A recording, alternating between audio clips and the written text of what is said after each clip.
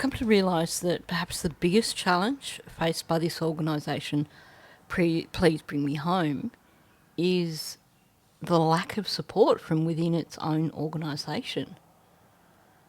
I made a comment in one of the videos that I made yesterday that I believed that they should have had someone from within their organisation with each of the search groups.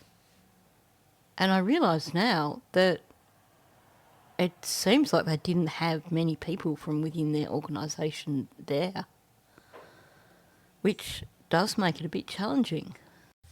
So in this video, I have two more news clips that I want to go through. Both of them are essentially interviews with the guy that runs the Please Bring Me Home organisation, and he is specifically talking about this search. And yes, you will pick up on a lot of descriptors like strange, stressful, difficult to manage, unfathomable. It definitely seems that this search has stood out to him in terms of being a bit different from what he's done before.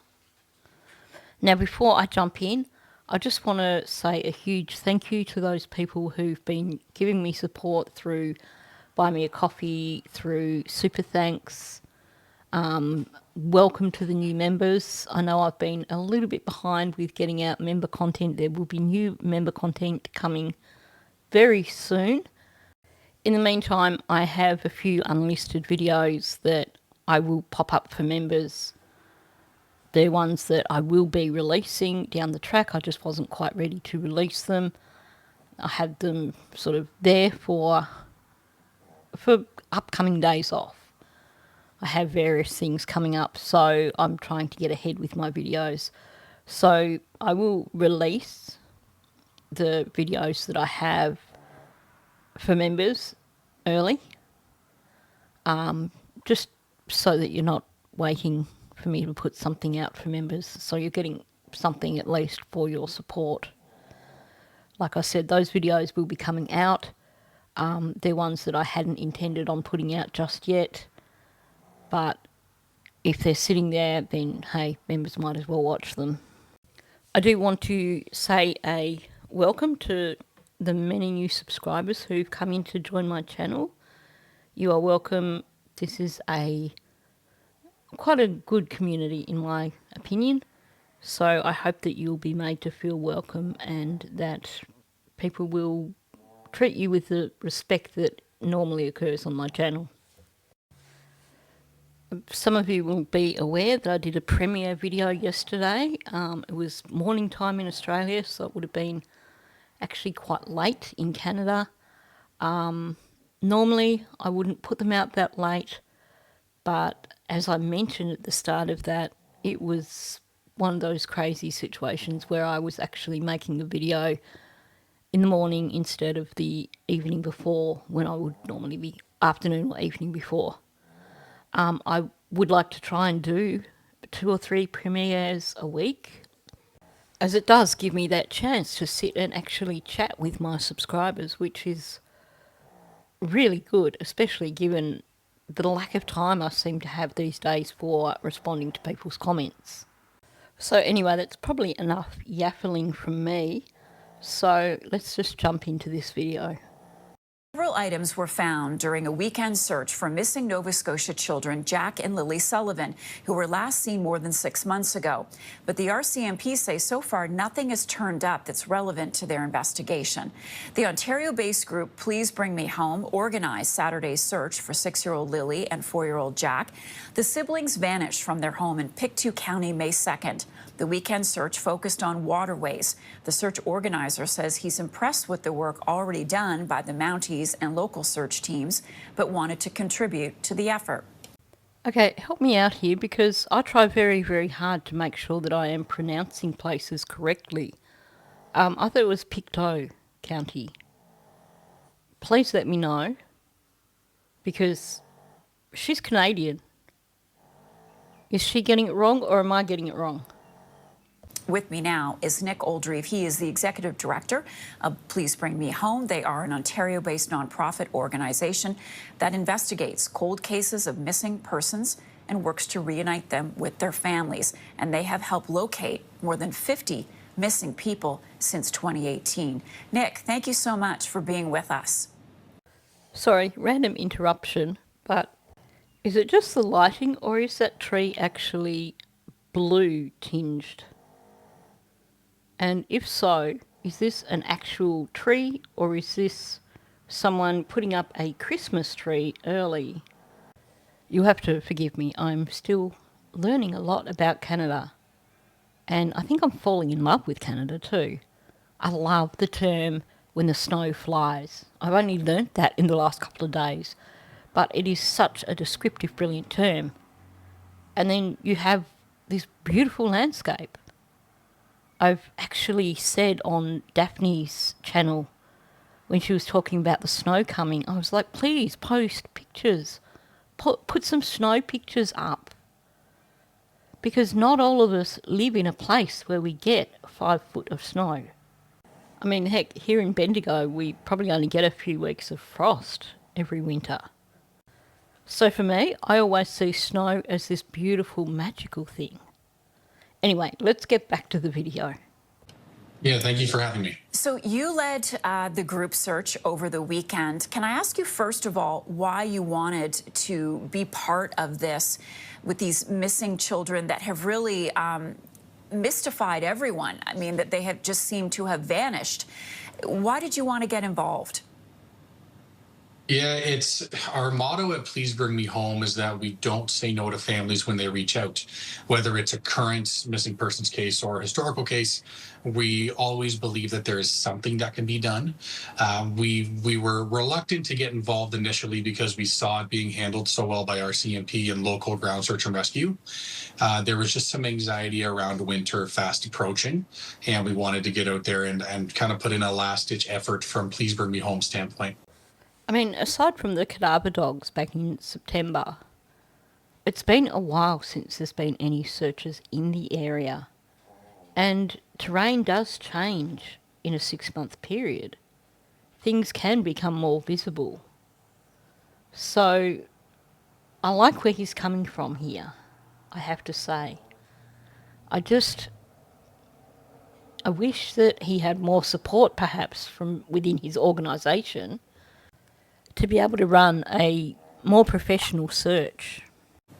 Well, let's talk a little bit more about that. And understandably, you know, one might question, well, if the RCMP couldn't find anything, what could you guys find? What was your thinking around that, and what has your experience shown you? Hey, they found a geocache that's been there for 11 years that none of the searchers found. They found several items that hadn't been found by searchers. Some of them, maybe they are newer, maybe they were left there at a later date, but they did find additional items. And yeah, I know, it sounds like those items aren't connected, but even still.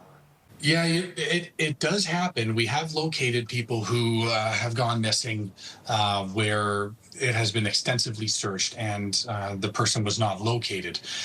There's a case out of Ontario, Eric Spencer, and police had extensively searched those woods, and it's not because of a lack of effort that they were unable to locate Eric at that time. 6 years later, the land changed, the level in the water changed, and our method changed. We just focused on the waterways and the standing water perimeters. And that's what we focused on with Jack and Lily.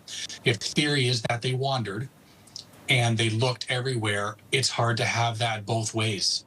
If they did wander away and they searched everywhere, then they must have been missed.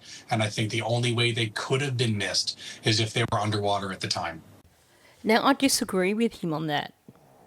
And I find it really interesting that he would say that, because if this guy has been in the search business for, 7 or 8 years, then he should understand that little children that size could get into all sorts of little nooks and crannies.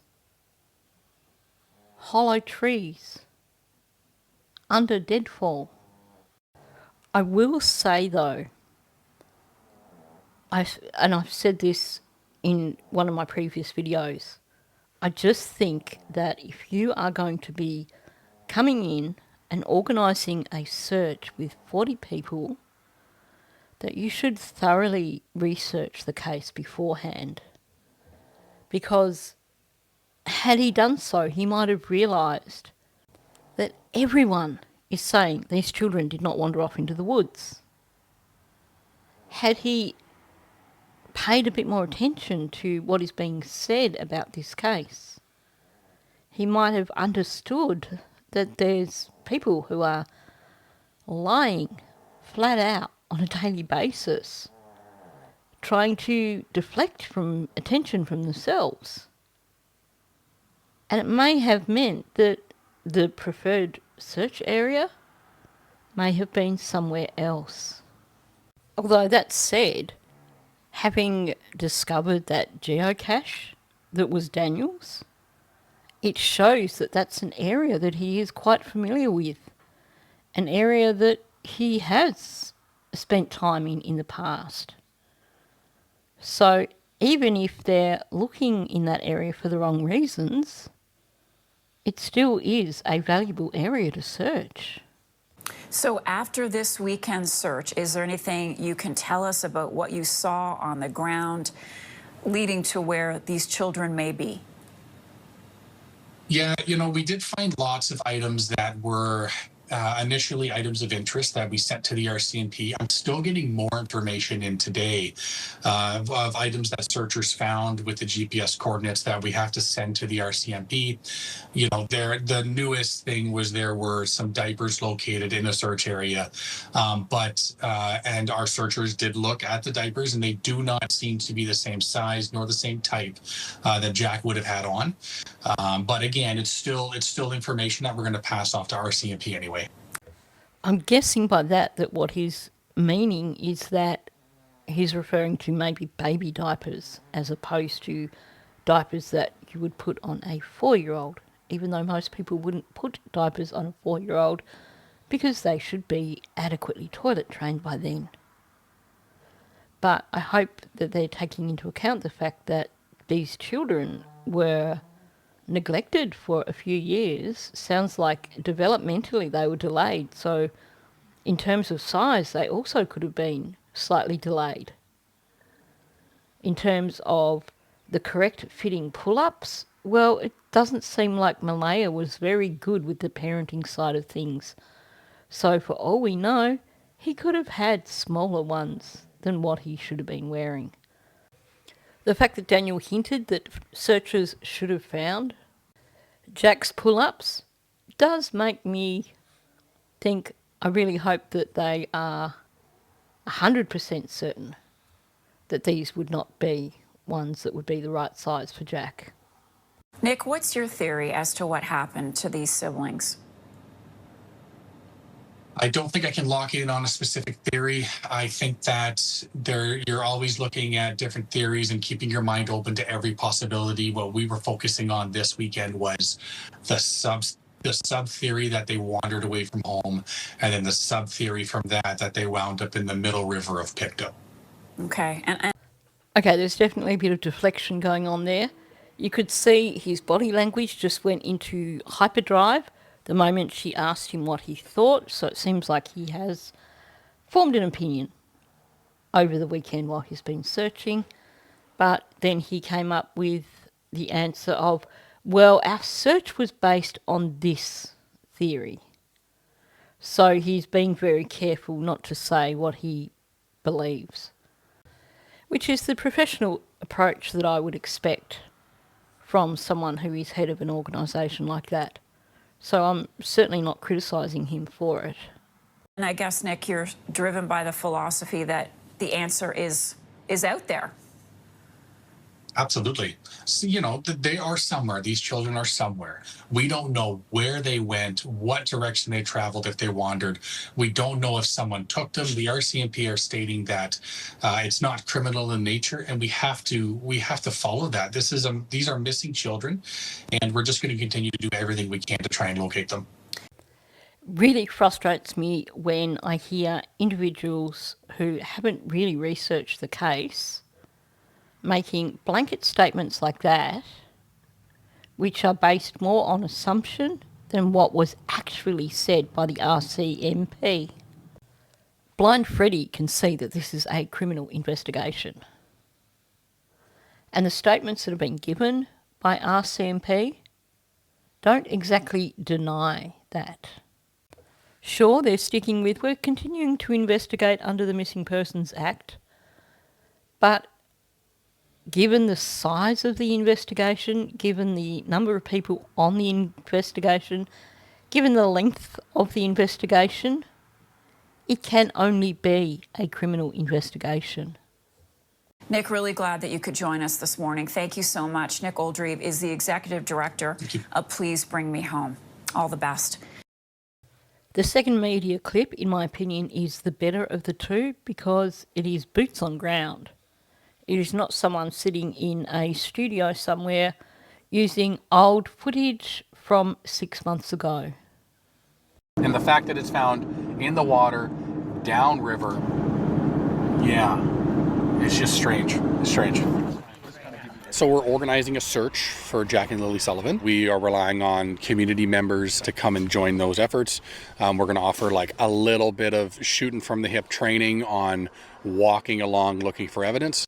I have to say, I also think that they probably should talk to their volunteers before they begin a search about code of ethics, about how to act while they're out on the search so as to not jeopardise the possibility of future searches. I know people like to get aggro at the Mackenzie clan and the Martel clan, and look, I don't like them either. But at the end of the day, you have a group with Cheryl, that other friend, that potty woman, and apparently Cindy, who put on a right royal performance for CBC, in my opinion. They weren't in their allocated search area.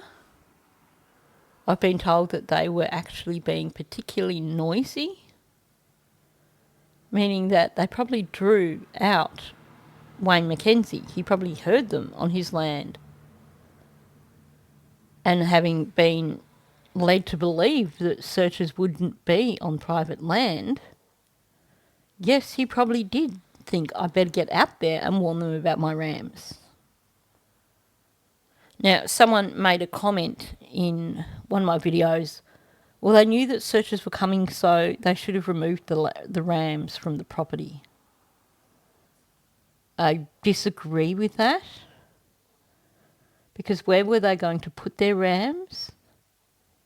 And why should they remove them from the property when searchers were not meant to be entering private property? They were meant to be sticking to the riverbanks, and they were meant to be sticking to the location that was allocated to them, not going off and doing their own search in a different location.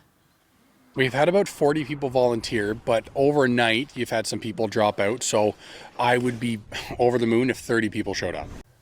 The weather looks utterly miserable, looks freezing, so kudos to everybody who turned up, because it was a particularly late search. I mean, the search was planned for the beginning of November, 2 weeks earlier. But apparently Hayley had a child's birthday to organise, and she wanted to be on the search. So the entire search got pushed back 2 weeks, with the risk that there could have been snow on the ground in that period of time. Sorry, but it frustrates me that all of a sudden you have Cheryl and Hayley coming in and trying to call shots 6 months down the track. That said, I'm more than willing to listen if either of them wanted someone to talk to in terms of a channel creator who's not going to set Logan Mackenzie onto them. Your safety does come first. We are looking for the kids, but your safety comes first. I would say mostly family and friends, and then there's just like concerned members of the community that wanted to get involved and help search, and this is their opportunity to get that. We were not going to get involved.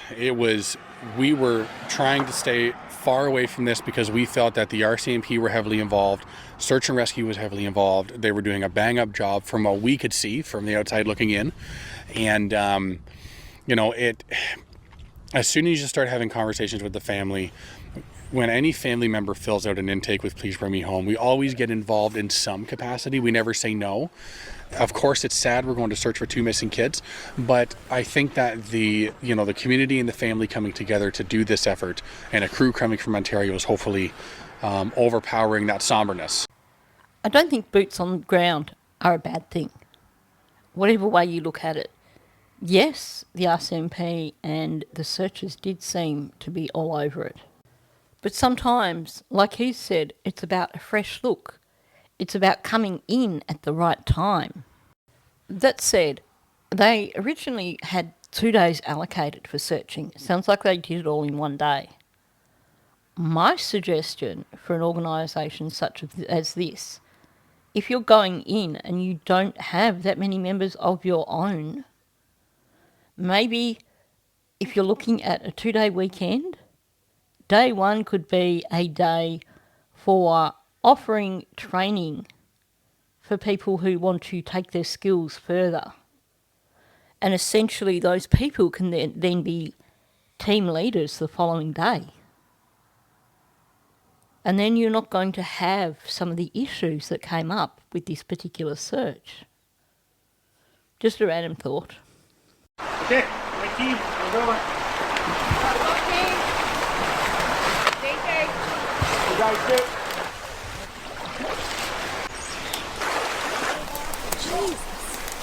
Can you describe how the day has been going so far? It's been a wee bit stressful. Just trying to manage from the outside to make sure that the searchers are safe, and there's 6 groups, so it's a lot of moving around and making sure that they're okay. Like I've had to get 2 people out who've needed to go out because it was too much for them. So it sounds like this guy has done an 18-hour drive straight out, not stopping along the way, probably, maybe napped in his car or something. And now he's basically trying to do it all himself. That shows some dedication. It gives me a different level of respect for this guy. And when you see the footage, I certainly don't blame anyone for getting in there and deciding that it was more than they could handle. I mean, wow, you look at the terrain there, that is not easy terrain at all. So that's been a little bit difficult to manage. And then just with the cell service and the walkie-talkies not working properly, it's been really difficult. But I know where everybody is now, and we've only got a couple hours left of sunlight, so we're ahead of the game. Did anyone else spot those mini rapids there? That water is running quite fast. Now, if you saw my video, one of my videos from yesterday, where they went to the area where the heat source was found, you could see how much higher up the water is at the moment. So the biggest problem here is that if there was any evidence by the water, if it's buried, at the moment it's covered up. If it wasn't buried, then it's been washed downstream. And I would say from the speed of that water that it's probably gone quite some distance. And then after winter, after you've had the snow melt, that water's going to go higher, isn't it? Like, this makes for a challenging search area.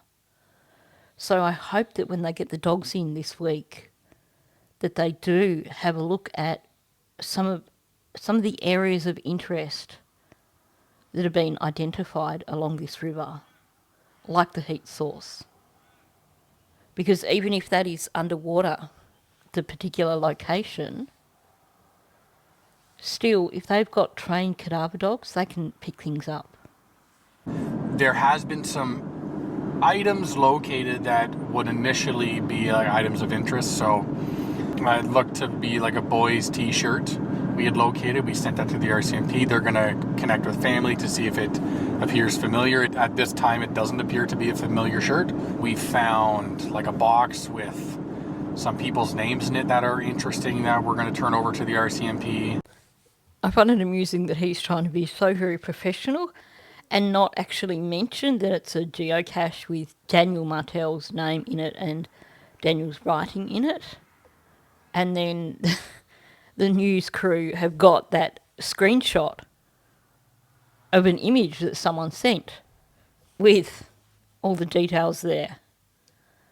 Someone pointed out the date, May 3rd, 2014. It's like a day after the date that the children went missing. That's like, 11 years earlier, but a day after. I do hope that they kept a record of the GPS location for where they found that, because it is obviously an area that Daniel is very familiar with. They're actually on duty today, so just in the event that we do find something. And they were very interested in the box that we found with the certain names in it that I can't say, but they're interested in that. And the fact that it's found in the water, downriver, and yeah. Okay, but if it's found in the water, it's because the water level is higher than when it was first put there. Now, I just want to address one thing, and that is people seem to believe that it was found in the location of the heat source. I don't believe that is the case. He made it pretty clear in one of the previous videos that I covered that they checked that area where the heat source was found quite thoroughly, but of course most of that was underwater by that point in time. He made it quite clear that there wasn't anything that they did locate there. He's saying downstream, so I'm thinking that's heading down further away from that area. It's just strange. It's strange. We're going to go and just check in with two of the search teams. This is a rickety road we're going to be going down to reach them, though. Likely going to be picking up two of them to come back to vehicles so that they can come and the rest of them can get picked up. I'm good. Anyone want out of this? Good. Okay. So just continue on then. So you guys are going to go to the pipeline, or sorry, it is the pipeline trail, and then walk on the opposite side of the woods. It's a pretty thick trail, and then I guess just follow along the water. Do you guys think, see what time you're at when you get to the water though? Because you'll see you're still. Yeah, I gotcha. You're got a ways up here to go and down there. So, and I want to start really getting people out by 4. Yeah. What time is it now? 2. Yeah, 2 hours. One thing I want to point out about that group that he was talking to, the guy that he was talking to had identified himself. I don't know if it was in one of the news articles or in one of the news clips, but he identified himself as being part of this Please Bring Me Home group. So it looks like that particular group was searching a different area for some reason, which is curious. This, by far, has been the most difficult to manage during the search because you're having to check in with each team every 30 minutes and things come up. You have to go and talk to property owners who are upset that we're there. I will have you charged for trespassing on private property. Do it! This has been by far one of the more difficult ones to manage from a safety perspective. I believe him when he says that, because every time he's talking about the logistics of the search, you do see him showing anxiety with and I don't like calling it a lizard tongue with him because it's not about deception here, it is just straight anxiety. He's basically licking his lips because his mouth is dry. It's that whole, you've got to take it in context when we're listening to him. He's describing it being one of the more difficult searches. And while he's describing that, that's when you get the tongue coming out and licking the lips, showing that it must be. It's causing him anxiety. I think in terms of funding for a group like this, I think they should probably look at trying to get satellite phones or something, some high-tech, something more high-tech that will allow them to communicate. If they're going to have volunteers in, then they need to be able to communicate with them 100% of the time. You saw that altercation. That could have got nasty. You have one woman telling this guy who's already aggravated that she has bear spray and a knife. That could have escalated into something particularly bad. But it seems like this guy has spent his entire day going back and forth between volunteers, trying to make sure that everyone was safe and that everyone was okay. Now that I've been here, I'm even in my own mind trying to comprehend how it can be possible that these kids wandered off and they haven't been found. Especially after being in there and seeing all the flagging tape and hearing from all the property owners that we spoke with what the searching has been done. I'm having a really hard time fathoming that probability now that I've seen it for myself. And what makes you say that? Many things, but I think most importantly it is the amount of effort that search and rescue has put forward to try and find these kids and how quick they were able to start that process. I just find it more unlikely by the minute today that they had wandered. I'm not saying it's not possible. It's just I after seeing it, I can't understand how they wouldn't have been found that first day. I think we've actually seen more of the terrain in the last couple of days than we did during the search. And I have to agree with him. Now, someone was misinformed and claiming that it took hours and hours for the dogs to arrive on the first day. They were there really quickly. They were there within the first couple of hours. And they had 2 dogs on day 1, and they had those dogs all over that property on Gairloch Road, looking for any traces of the children. They had helicopters in within an hour. They had multiple drones up throughout the day. And these kids were allegedly wearing rubber gumboots. You're not going to go far in them, especially not through that sort of terrain. Allegedly, Lily was scared of bugs. Jack was 4 and would just stop when he'd had enough. And you're going to tell me that there's any possibility whatsoever. Like I said, we shouldn't completely rule it out 100%, but the odds seem very, very, very low in terms of them actually having wandered off into the woods. And of course now we have Daniel and his family pushing hard against that notion.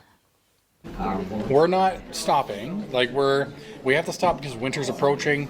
And we will come back in springtime and do a search dependent on what RCMP's involvement in springtime will be. And who knows what will be learned throughout the winter. When the families ask for help, you can't really say no, whether it's a current case or whatever. We have the capacity to do it. We shot from the hip here and planned this in 2 weeks, and we were able to do it, and we were able to clear many kilometers just by asking for locals to come help. So it can certainly be done, and we're in it until they're found. I'm a bit confused by him saying that we organised it in 2 weeks, because it was announced a really long time ago. And like I said, the original plan was for the first weekend in November. But Hayley stood up and went, oh no, for the family to be there, we can't do that because my child's having a birthday that weekend. So they postponed it for 2 weeks. So is he saying they didn't even start organising it till the 1st of November? Or is he saying that they organised it in 2 weeks and then just sat it aside till it was time to go? I'm a little bit confused over that, but hey, these things can be confusing sometimes. Now, I like that he's saying that, you know, they're there for the duration and that they're coming back in spring depending on what is happening with the case. I just hope that they're not needed in spring. That by that time there's been an arrest made and perhaps someone has given the location of these children. Anyway, I found these news clips to be kind of informative. It did give me a slightly more positive view towards this organisation. I just find it disappointing that they don't have more volunteers who were available to help on that weekend, because I do think it would be ideal to be able to have some of their own crew on each of the different teams. Apparently he'll be doing an update on Wednesday. I'm not sure how much is left to update us on, because he's been busy with media over the last couple of days, and of course there's been a lot of leaked information. But I'll be keeping an eye out for that anyway, and I will update you on that. So that brings us to the end of this video. Thank you for listening. And of course, if you are new to my channel, please subscribe. I'm aiming to reach 7,000 subscribers by the end of the year. That is my goal. So you can help me get there. Also, please hit the like button. That helps me get this video out there into the algorithm. And please leave a comment below. Thank you, and I will catch you in the next one.